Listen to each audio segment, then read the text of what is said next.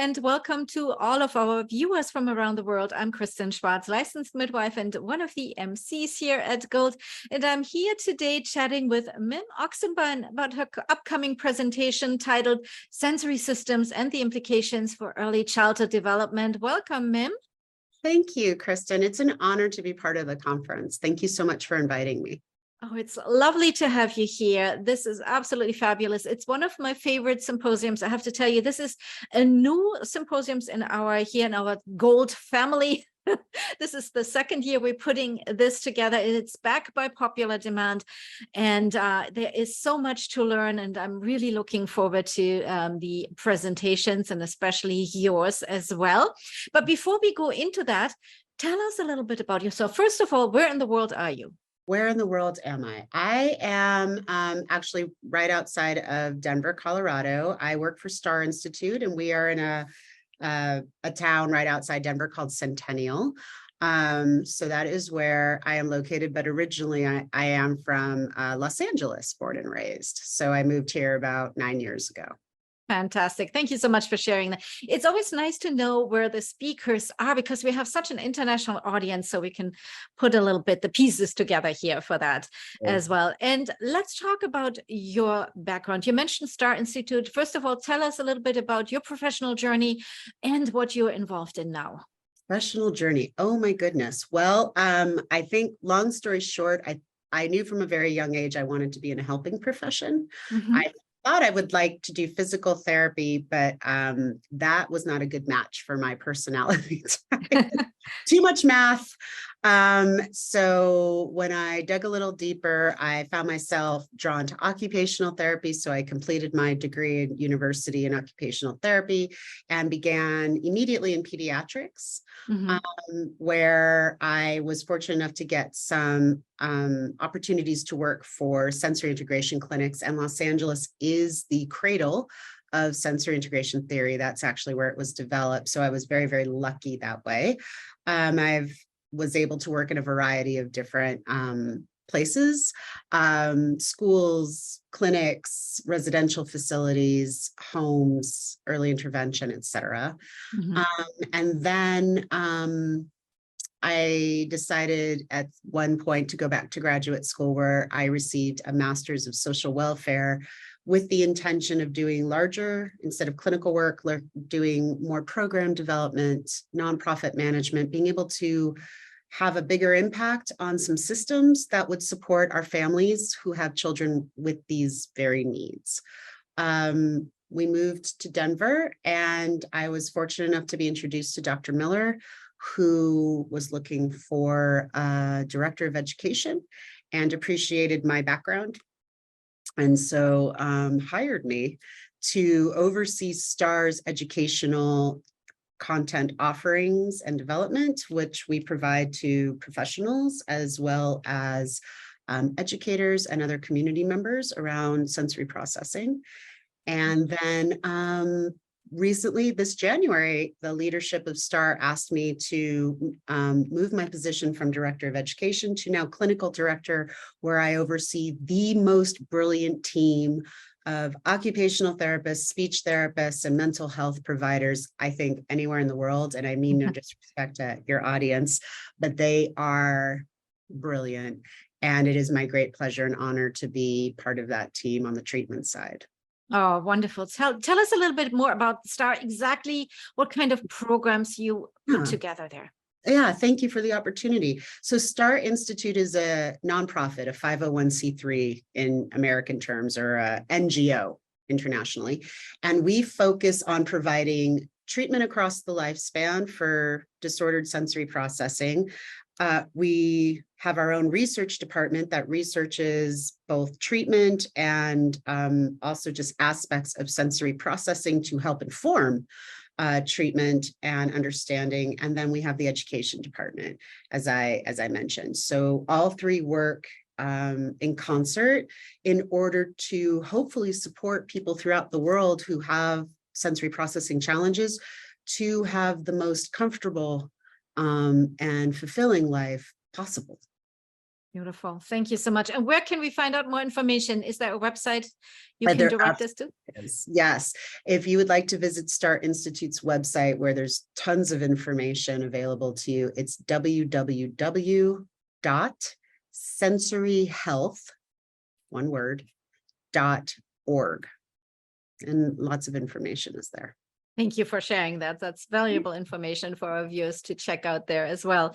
Now, you talked about your presentation is all about sensory systems and the implications for early childhood development. And you talked about in your professional background, in your education, you come basically, you were educated in the cradle where all that, research was kind of originated and started. That must have been so fascinating and exciting to be there, right? It was a complete accident of circumstances. I happened to be at the university where Dr. Ayers, who's known as the mother of sensory integration theory, that's where she worked and that's where she developed the theories. So the OT school there was very strong in that.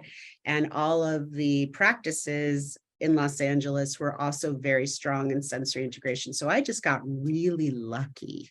And I'm really grateful for it, because I was a very not smart early 20-something person who just went along with the flow. And I was just very fortunate where my flow took me. So I'm very grateful for those. Your flow took you in a beautiful direction, I have to say. Really did. I cannot complain. I am very fortunate. It was meant to be.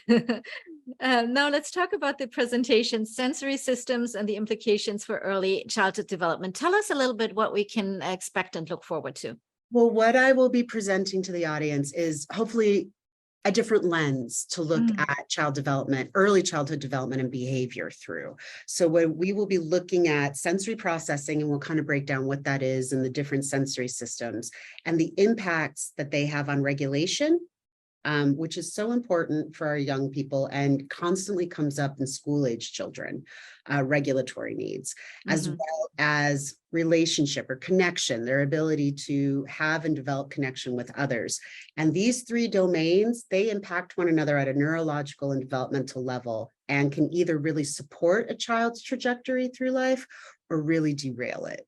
And so we're going to look at how that's possible and how we, as those who want to support these young humans in life, can start to maybe think about this a little differently and look at these three domains and wonder and be curious about what this young person is experiencing, and then figure out how we can come in to support them at these foundational levels to allow them to meet the needs and challenges and growth that they're so capable of. Oh, beautiful. I can't wait for that. I have to tell you, this is very exciting information and actually things we can also use in practice with the families or clients we serve, correct? Oh, I hope so. Yes, that would be the ideal, that people can take some of this with them and start to either think more on it or try using some of these things. Yeah. And correct me if this is wrong, but I feel like from what I've seen, we see more and more information about the sensory systems and sensory integration in recent years, right? And I feel like finally it is there, because it was always treated as something on the sidelines. People talked about it, but the research was. So tell me about this. Do you see that too, or is it just because I'm an outsider and don't have that much insight? So what have you seen? Actually, I'm thrilled that if that is your sense, that's very good news for us, because when I started in practice, it wasn't that way at all. Things have come a really long way, both for lots of different neurodivergent communities, autism, ADHD, and mental health issues and sensory processing. But yes, I do believe that people are having more and more of a recognition of sensory processing differences and challenges in individuals, and that we can make some pretty small but meaningful changes that really can just change a child's life, change an adult's life. And the neuroscience that's come out in the past 20 years that shows these processes and these issues just indisputably, like this is a real thing, has made a huge difference for us in terms of being able to advocate for services for individuals and provide services, and to have those services covered by different systems, health insurance systems, school systems, early intervention systems, et cetera, all over the world. Yes, all fantastic. over. Yes, thank you so much. And Mim, I want to put you on the spot just a little bit here before I let you go. What is a little nugget of wisdom you can share with our viewers when it comes to this topic? All right, I'll give you like my favorite thing. So the proprioceptive system, which is the system that is through our muscles. This system is the most amazing system. It can calm and it can alert. So if anyone's feeling dysregulated, just out of sorts, things that involve that system. So taking a walk, doing what we call heavy work, resistive work, pushing, pulling, holding a plank pose, having a child push a laundry basket full of toys to another side of the room, anything that involves the body, doing some heavy work is a great way to get back to an organized, grounded place. Beautiful. Yes. Organized, grounded place. That's the place we all want to be in. And thank you for that bit of information there and that nugget of wisdom we can utilize right away. Thank you so much. Thank you also for being here today and chatting with me. And it has been a pleasure having you here at Gold. It's my pleasure. Thank you so much. I appreciate the opportunity. And now for our viewers, the information is available on goldlearning.com. Everything you need to know about the Early Years Symposium of 2023, and of course, this presentation and all the other presentations in the symposium. So I hope you check this out. This presentation will be available starting September 25th. We also have a live keynote presentation on that day that is open access and available to everyone. But all the presentations are also recorded, so you can always view that at your leisure. Thank you everyone for watching and participating here with us today, and we hope to see you at the symposium. Bye everyone. Bye. Thank you.